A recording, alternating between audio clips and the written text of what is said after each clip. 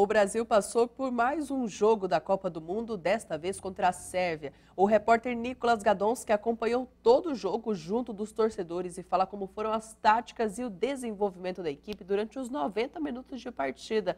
Seja muito bem-vindo, Nicolas. Explica para nós, teve alguma diferença desse para o último jogo aí entre a tática do Tito? Primeiramente, boa noite, Jéssica, boa noite aos ouvintes, não, perdão, porque não é rádio, né? Perdão.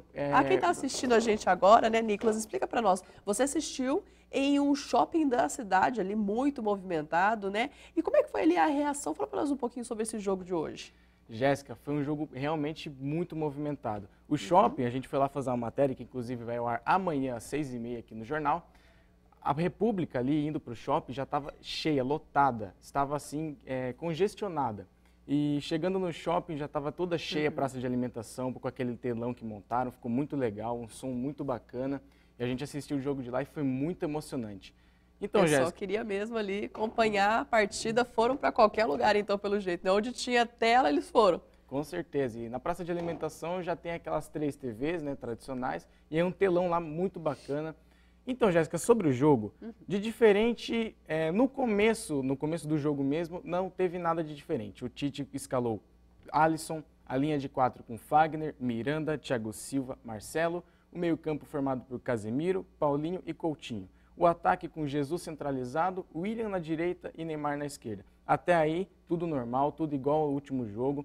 Porém, aos 9 minutos do primeiro tempo, Marcelo, com dores no lombar, ele sai de campo mancando e sai chorando, falando que não vai dar, não vai dar. O doutor Rodrigo Lasmar já foi consolar ele, já foi direto para o vestiário. Preocupação para o restante da Copa, Jéssica. Até porque se ele sai, quem que foi escalado no lugar ali depois disso? Os torcedores ficaram preocupados? O que aconteceu depois disso, Nicolas? Então, Jéssica, o Marcelo ele saiu e o substituto imediato dele, o Felipe Luiz, entrou muito bem no jogo. Particularmente gostei mais do Felipe Luiz do que do Marcelo, que ele entrou melhor do que ele no jogo.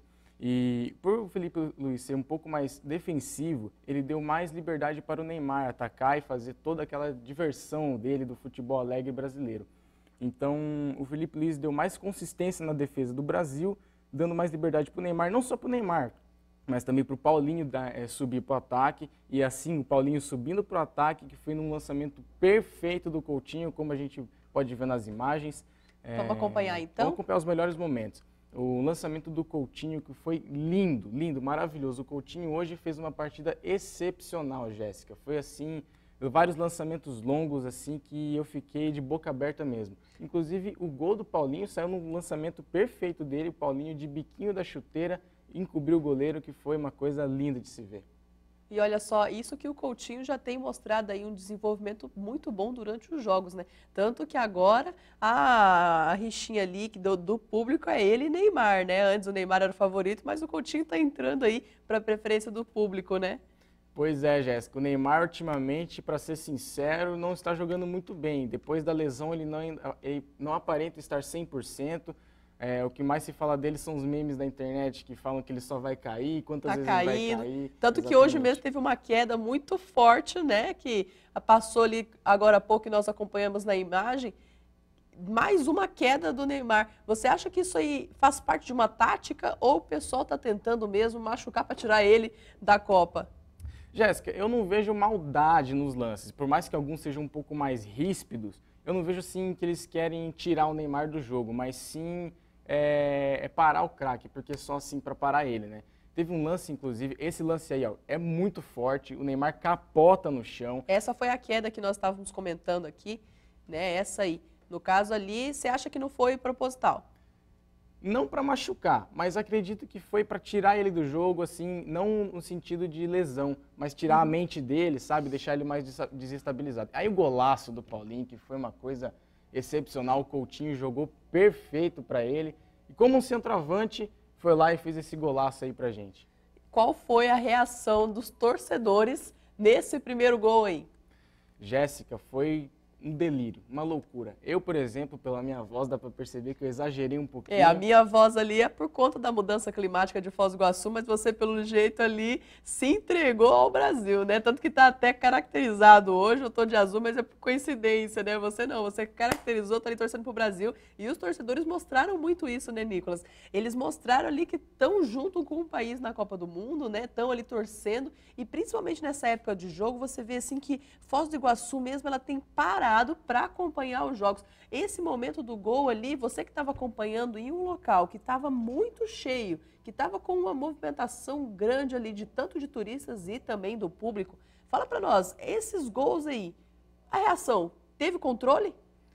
Jéssica, controle não teve nada, porque foi uma loucura, teve gente subindo em cima de cadeira, só faltou quebrar tudo lá, né, Jéssica? Então, só que não foi só alegria nesse jogo. A Suíça, como a gente pode ver, teve muitos momentos em que ela chegou com perigo no gol do Brasil, em que eu particularmente fiquei assustado. Nesse lance, por exemplo, o coração deu um aperto, mas aí veio o lance do Thiago Silva, que foi assim um alívio pra gente. Porque... Olha, só um gol de cabeça. Então, uma especialidade do Thiago Silva, não é mesmo, Jéssica? Que ele é um zagueiro alto, forte, com muita impulsão, subiu no lance sozinho, livre de marcação, para estufar as redes. E aquele gol ali foi um alívio porque ali o Brasil já se classificava, porque a Sérvia teria que fazer 3 gols, e aí o Brasil ele não ia deixar acontecer isso, não é mesmo, Jéssica? Só que isso que o jogo do Brasil hoje, ele não precisava necessariamente ganhar, né, Nicolas? Se empatasse, já estava dentro igual, só que não era a mesma coisa ali para a Sérvia, né? Empate era nosso, Jéssica. Empate era do Brasil. Não nos classificaríamos em primeiro com empate. Ficaríamos em segundo e mudaria até o chaveamento ali das oitavas. Porém, a Sérvia jogava vida ou morte. Ela precisava da vitória. Então, ela foi para cima do Brasil sem medo, só que prevaleceu a técnica e o nosso futebol alegre. Se tivesse empatado ali, o que mudava? Bom, se tivesse terminado com o empate, a Sérvia teria sido eliminada e o Brasil teria se classificado em segundo lugar e a Suíça em primeiro. O Brasil vai pegar o México nas oitavas de final, vou falar um pouco sobre isso mais para frente, mas se tivesse empatado, ele iria enfrentar a Suécia, um adversário que também é muito difícil, se classificou em primeiro, final, mas o que vier é pedreira. Só que a gente é Brasil, né, Jéssica? Vamos para cima do Hexa. Olha só, é isso que nós estamos aí torcendo, né? Esperamos mais uma estrelinha aí nessa camisa que você está vestindo, Nicolas. Mas fala para nós, agora com esse jogo, o resultado final, nos levou para onde? Nos levou para as oitavas de final, Jéssica. Nós vamos diretamente de Samara, não aquela menina do filme de terror não, Jéssica, mas a cidade da Rússia. A partir das 11 horas do horário de Brasília, Brasil e México se enfrentam pelas oitavas de final. Um jogo que Brasil e México é um confronto muito tradicional, Jéssica. Os mexicanos, eles sempre são uma pedra no nosso sapato, mas eu acredito que a gente passa sim. Falando em pedra no sapato, Nicolas, um pouquinho antes do jogo do Brasil, nós tivemos aí um jogo que os brasileiros estavam torcendo muito mais contra, né? Até porque é o caso da Alemanha, né? Aquele 7-1 já de 4 anos atrás, deixou um trauma aí nos torcedores e isso mudou. Deu um alívio ou você acha que agora a Coreia piorou para o Brasil? Como que você acha que está agora por conta desse jogo da Alemanha? Ó, Jéssica, só de falar de 7-1 já dá um arrepio, não quero nem falar sobre isso. Mas enfim, Jéssica, a Alemanha ela dependia apenas de si. Foi um vexame, foi a pior campanha da história de todas as Copas da Alemanha. Nunca a Alemanha tinha tido uma campanha tão pífia igual foi essa Copa. Hoje ela jogou por ela. Ela precisava apenas ganhar da Coreia do Sul e já estava classificada independentemente do outro resultado. Porém, a Coreia do Sul ela se mostrou assim, querendo aquela vitória de honra. Ela já estava eliminada, a Coreia do Sul. Mas ela foi para cima querendo mostrar ao mundo que não foi lá só para brincar, só para passear. Então, Jéssica, escreve o que eu estou falando. Essa é a Copa dos gols nos acréscimos, porque hoje, mais uma vez, a Coreia do Sul, aos 46 do segundo tempo, um bate-rebate ali, a bola sobrou para o coreano, que mandou para o fundo da rede. No começo, o bandeirinha assinalou impedimento, mas com a ajuda do árbitro de vídeo, o árbitro viu que a bola partiu do jogador da Alemanha, então não caracterizava impedimento, então assim, 1-0 para a Coreia do Sul. Com 9 minutos de acréscimo, em 9 minutos, futebol é uma caixinha de surpresas, Jéssica. A Alemanha ela foi para cima com tudo, acreditando na virada, porém, não, foi tão para virada, Jéssica, que até o Neuer, o goleiro da Alemanha, estava lá no ataque, como se fosse um atacante, um meia. E foi numa dessa que ele perdeu a bola para o coreano, que já despachou a bola para frente. Estava fora da área dele e levou gol. Pois é, Jéssica, o coreano despachou a bola lá para frente. O Son, o craque da Coreia do Sul, saiu correndo igual um raio. E aí só tocou para o fundo das redes, sem goleiro, sem nada. E aí a Alemanha eliminada e ainda ficou em último no grupo que era favorita. Nossa, ela foi eliminada então. Aí acabou os medos dos torcedores. Pois é, Jéssica, eles já podem arrumar as malas e ir embora da Rússia ou ficar lá só para assistir mesmo, porque Copa do Mundo esse ano acabou para eles. Então o grupo F da Copa do Mundo ficou em primeiro lugar a Suécia, que vai enfrentar a Suíça nas oitavas de final, o México, que enfrenta o Brasil, a Coreia do Sul ficou em terceiro e a Alemanha ficou em último, assim, realmente algo que ninguém esperava e vexame para a Alemanha. Você que acompanha os jogos, eu não entendo muito de futebol, né? Você que está ali por dentro, você e o Alan já são experientes nisso. O medo agora dos torcedores é para qual jogo? Qual que é a expectativa? Jéssica, como brasileiros, 5 estrelas no peito, não podemos ter medo de nenhuma seleção. Mas, claro, temos que respeitar os adversários. O México nunca ganhou uma Copa do Mundo. Porém, ele, como eu disse antes, é uma pedra no nosso sapato, é um time muito aguerrido.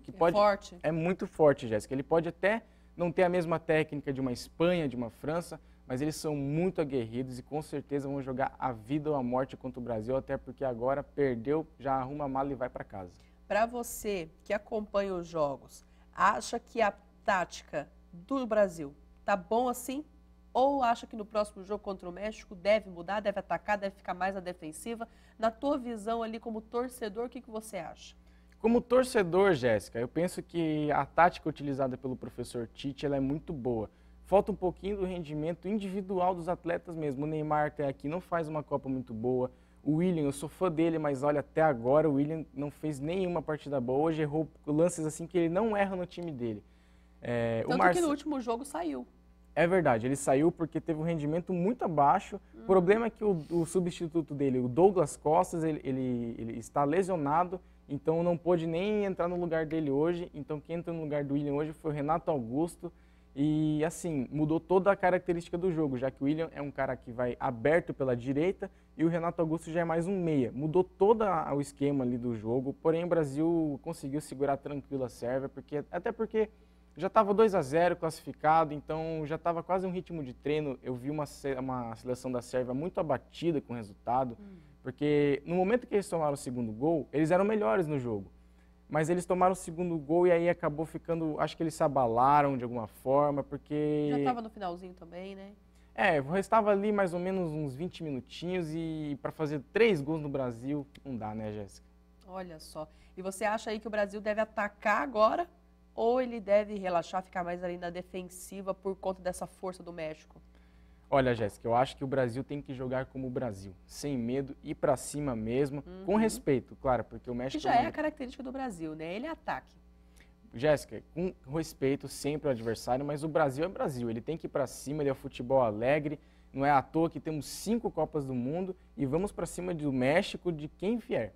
Mas agora mudando um pouquinho de assunto ali do que rolou no jogo de hoje, na segunda-feira tem uma matéria especial que eles fizeram no shopping lá, acompanhar a torcida de todo mundo que estava assistindo o jogo e você não pode perder. O Nicolas preparou com muito carinho uma matéria especial e tem ali os relatos dos torcedores, o sofrimento, a torcida e a felicidade. Nicolas, muito obrigada. E quando que nós nos vemos de novo?